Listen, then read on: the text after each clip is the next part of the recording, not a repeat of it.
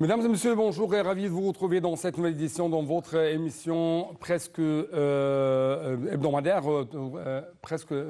Indice, votre fenêtre sur le monde de chiffres, sur le monde de l'économie égyptienne. Et justement, aujourd'hui, nous allons vous proposer quelques sujets, quelques indices, notamment en ce qui concerne les investissements étrangers et quand même la crise du dollar.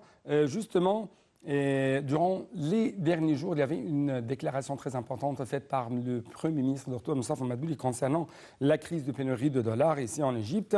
Et avec plus de précision, il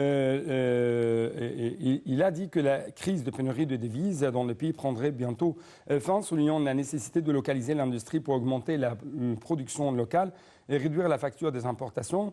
Et en même temps, on trouve qu'il existait des indices très importants en ce qui concerne ce sujet. Augmentation du volume des investissements directs étrangers, la signature des accords d'échange de devises contre des... il y aura une sorte des échanges des investissements contre les dettes avec des pays amis, des pays frères et des annonces de la part de grandes institutions internationales afin d'apporter un soutien financier à l'Égypte au cours de la période à venir. Mais aussi, on trouve que de plus en plus des hauts responsables égyptiens, des ministres, ont annoncé que le secteur privé est le moteur principal de la croissance économique. Il y a toujours sur le terrain un grand soutien aux investissements chinois dans le secteur automobile, notamment dans la zone économique du canal de Suez. En même temps, il y a ces derniers jours une sorte des examens, une sorte si je peux dire, des discussions pour chercher les meilleures opportunités d'investissement entre l'Égypte et des pays arabes du Golfe, notamment l'Arabie saoudite, dans le domaine de l'agriculture. Donc, tous ces sujets vont être analysés, vont être commentés par notre invité qui se trouve actuellement en ligne de la TV internationale, M. Nagui Victor, l'ingénieur, mais aussi l'expert économique.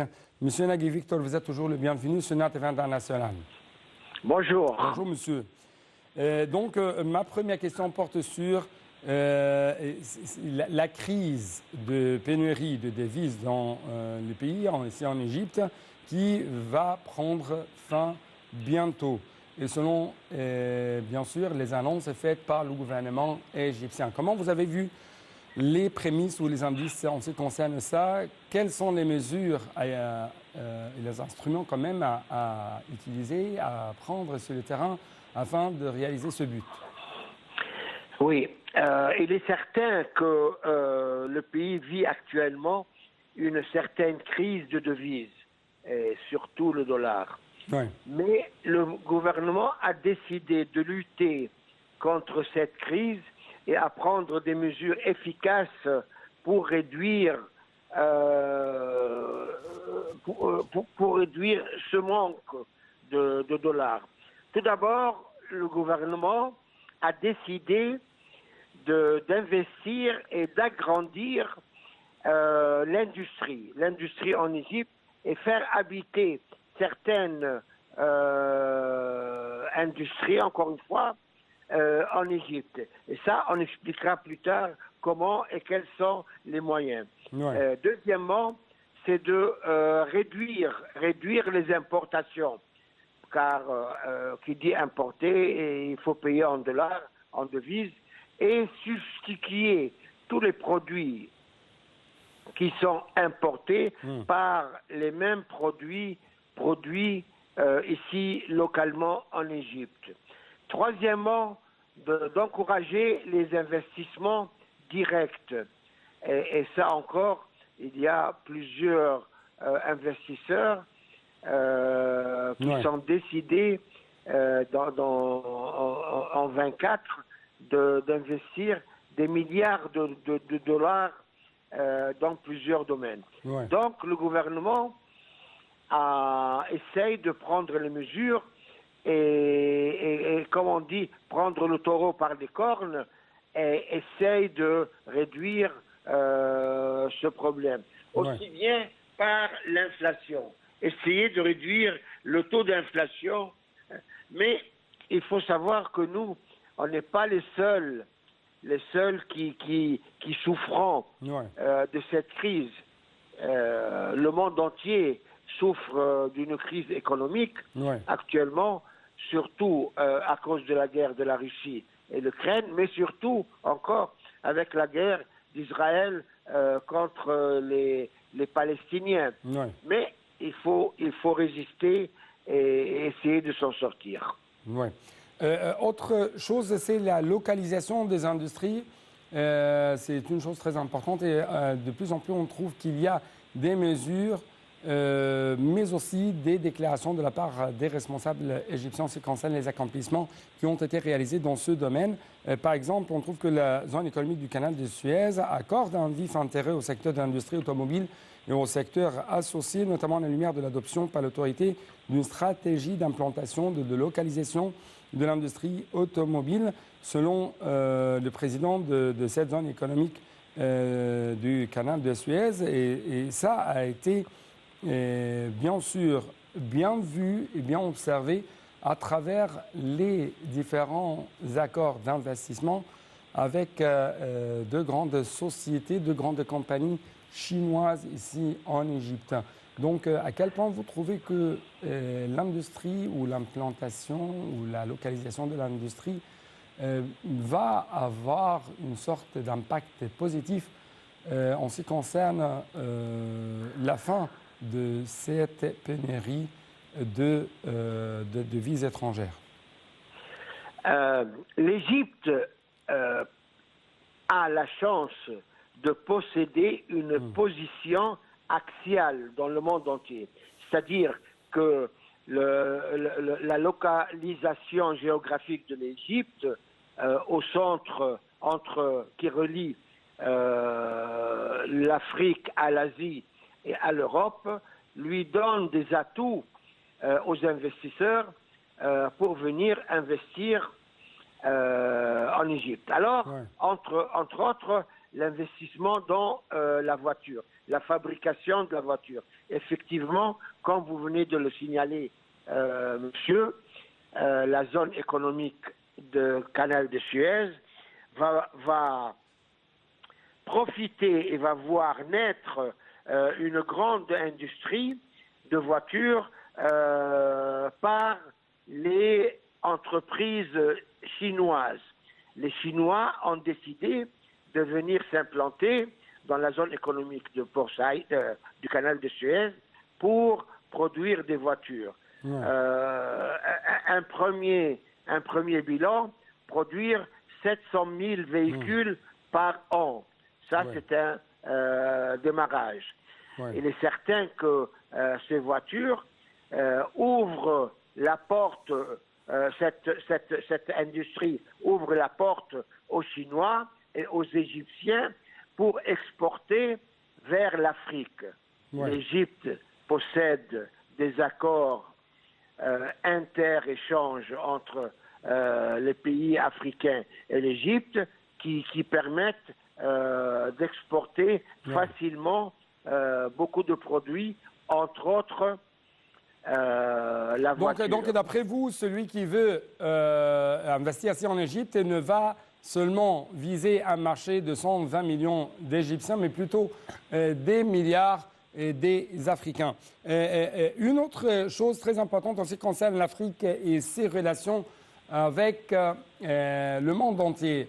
Avec plus de précision au sommet de G20 concernant le partenariat avec l'Afrique, Madame la ministre Rania Machat, la ministre de la coopération internationale de l'Égypte, a dit que l'État, sous la conduite du président Abdel Fattah al-Sisi, est confiant que le secteur privé, le moteur principal de la croissance économique, vu son rôle essentiel dans la lutte contre la pauvreté, la création d'emplois et le renforcement de la compétitivité.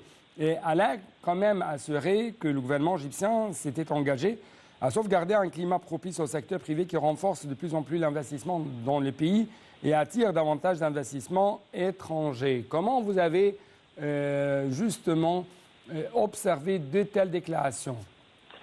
Je répète, la position de l'Égypte devient un catalyseur qui attire les investissements de l'étranger. On trouve par exemple l'Arabie Saoudite. L'Arabie Saoudite, qui est le premier investisseur en Égypte, des investissements directs, a déclaré qu'il souhaitait faire des investissements qui dépasseraient les 5 milliards de dollars dans le domaine agricole. Dans le domaine agricole. Mais avant quand même d'arriver à ce point, oui, bien sûr, nous avons un site, un lieu, un endroit très stratégique, mais sans avoir de bonnes infrastructures très sophistiquées, sans avoir un climat propice aux affaires, aux investissements, un climat accueillant le fonds du secteur privé. Donc, il n'y aura pas de bonnes relances pour l'économie nationale.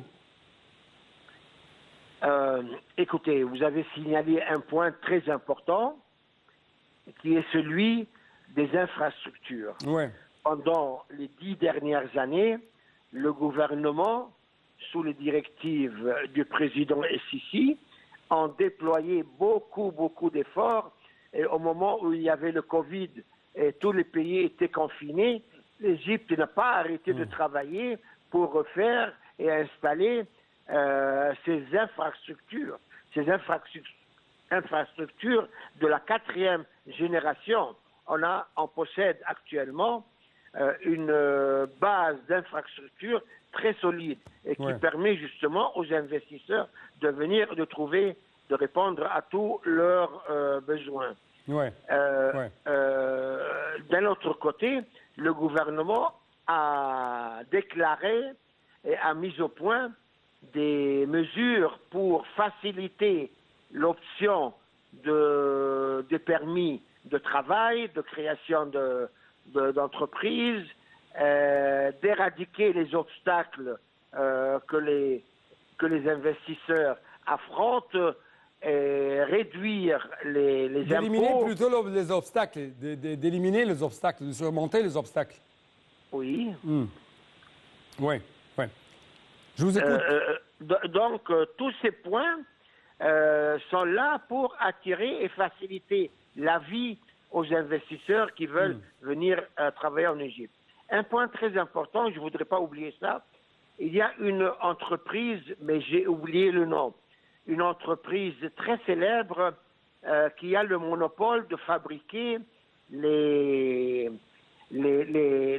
chaises, les fauteuils des voitures, des avions, des véhicules. C'est une entreprise hollandaise qui a décidé de venir s'installer dans la zone économique du canal de Suez pour produire ces fauteuils. Ces fauteuils qui sont d'une renommée internationale de Port Saïd, du canal de Suez. Ces fauteuils partiront partout dans le monde entier. Aussi bien un marché de 2,2 milliards 200 000 personnes en Afrique, qu'en Europe, qu'en Asie. Cette société produit tout. Bien sûr, monsieur Nagui Victor, bien sûr, l'Égypte, ou avec plus de précision, le canal de Suez dispose d'un site tout à fait stratégique entre 3 continents, européens, asiatiques et africains. Mais justement, pour rendre cette zone, pour rendre les investissements aussi en Égypte de plus en plus compétitifs, le gouvernement égyptien, l'État égyptien, durant les dernières années, ont essayé d'avoir une sorte de réseau, non seulement de transport terrestre, mais aussi de transport maritime et ferroviaire. Et on trouve qu'autour de cette région, il y a toujours des ports qui donnent sur la mer Rouge, qui donnent sur la mer de la Méditerranée. Vous avez tout à fait raison, monsieur. Vous avez tout à fait raison. Et, c'est pourquoi l'Égypte est en train de moderniser, d'agrandir ses ports maritimes. Par exemple, actuellement, le port, ça c'est autre chose, le port de El Arish. Regardez combien ce port est utile actuellement et combien ce port est sollicité par plusieurs pays étrangers pour envoyer leurs aides à Gaza. Ouais. Donc le port de El Arish, qui est maintenant élargi, un port moderne, et quand même, très utile. vous avez dit un point très important, les aéroports. Les aéroports qui entourent quand même cette zone. Oui, c'est sûr. Et oui, et les aéroports, on a créé un nouvel aéroport dans la nouvelle capitale administrative. Oui, l'aéroport de la capitale. Ouais. Oui, mais je reviens à votre point, le point de transport ferroviaire. Vous savez très bien que l'Égypte est en train d'installer un TGV, un train grande vitesse. Ouais. Et je dis, c'est le premier en Afrique, au Moyen-Orient. Ce TGV qui sera construit et qui reliera les divers zones, les divers gouvernorats, et qui facilitera le transport des marchandises. Et c'est très important, le déplacement entre, par exemple, Ain Sokhna et le capital administratif, c'est une demi-heure de temps. Ouais. C'est un train qui vole et non pas qui marche sur des roues. Donc ça, c'est très important. Pareil, le train électrique qui relie actuellement toujours Échereau. Et il s'avère que ces points qui ont quand même poussé les pays du Golfe, comme l'Arabie Saoudite, d'arriver ici en Égypte et d'investir de plus en plus ici en Égypte, notamment dans le domaine de l'agriculture, parce que d'après ce qu'on a vu dans les conditions les plus dures, les plus critiques que traverse le monde entier à cause de Covid-19 et la perturbation des chaînes d'approvisionnement et à cause les répercussions de la guerre russo-ukrainienne, on a trouvé que les industries alimentaires ici en Égypte ont prospéré. Et quand même, l'Égypte a pu être une boue de sauvetage pour plusieurs pays arabes du Golfe. Et c'est pourquoi on trouve que de plus en plus, il y a une sorte d'afflux de la part de ces investisseurs arabes vers le domaine de l'agriculture. N'est-ce pas, monsieur? Oui. Regardez, là, il y a deux rubriques. L'Égypte... Allô? Oui, je suis avec vous. L'Égypte a besoin de blé. Et actuellement, si vous allez à Toshka, l'Égypte est en train d'implanter des fendants et des fendants de blé actuellement et demande aux investisseurs d'investir dans ce domaine. Le blé qui est un produit stratégique pour l'Égypte, d'un côté. D'un autre côté, vous avez tout ce qui est orange, fraises, légumes. Et ça, l'Égypte est le premier exportateur d'orange au monde. On a dépassé le Maroc, on a dépassé tous les autres pays. Et donc, on a les oranges, les fraises, les légumes. Vous allez actuellement aux États-Unis sur les rayons de Auchan, par exemple, vous trouverez les produits, les légumes. Je ne citerai pas le nom de l'entreprise qui envoie ça, qui fabrique ça, mais des légumes égyptiennes qui sont sur les rayons là-bas. Les oranges, on en trouve en France, partout. Donc c'est très important d'investir aussi bien dans le blé, c'est très important. Et d'un autre côté... Et dans les industries alimentaires en général. Absolument, vous avez raison. Oui. Donc, Monsieur Nagui Victor, je dois vous remercier infiniment pour de tels éclaircissements de votre part en ce qui concerne ces différentes dimensions des investissements étrangers ici en Égypte qui ont essayé de plus en plus de viser le secteur d'industrie, le secteur de l'agricole.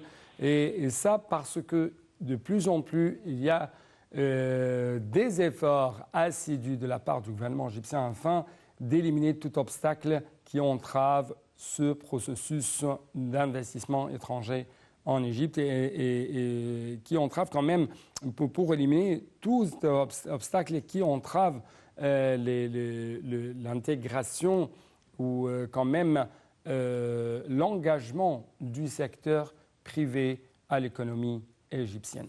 Donc, merci Monsieur Nagui Victor, notre expert économique, le grand ingénieur de renommée internationale. Et pareillement pour vous, chers téléspectateurs, merci et à la prochaine.